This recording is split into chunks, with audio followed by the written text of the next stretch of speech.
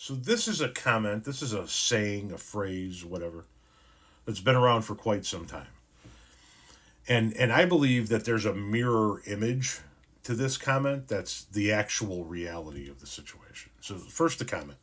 There are no atheists in a foxhole.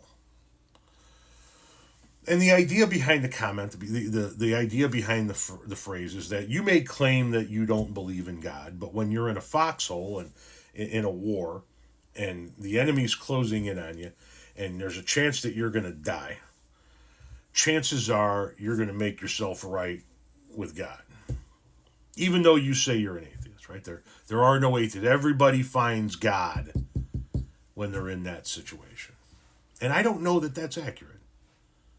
I don't think that that's accurate. I think that people, like, I have been in situations over the course of my life that I didn't think I was going to survive. Not once did I actually turn to God. Not once did I say, you know what? Just in case. Let me just. Not once. However, the mirror image of that comment, I believe, is true. And that is this: there are no true believers in an emergency, in an accident. And let me explain to you what I mean. If you get into a car accident today, and it's bad, and the ambulance shows up, you got to be taken to the hospital.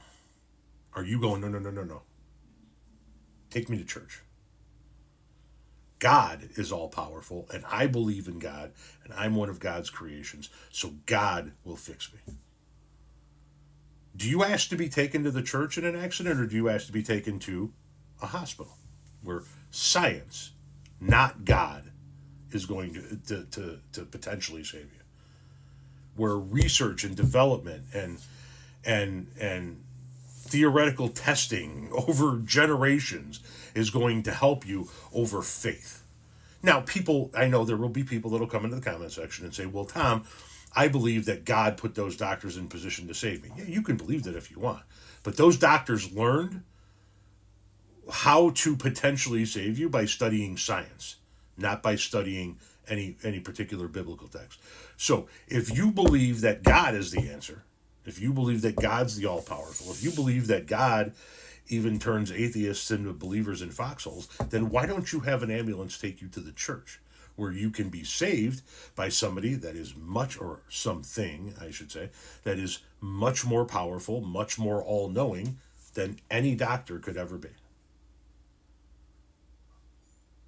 I'm just saying, you say those of us that don't believe in a God will always turn to a God when the rubber hits the road.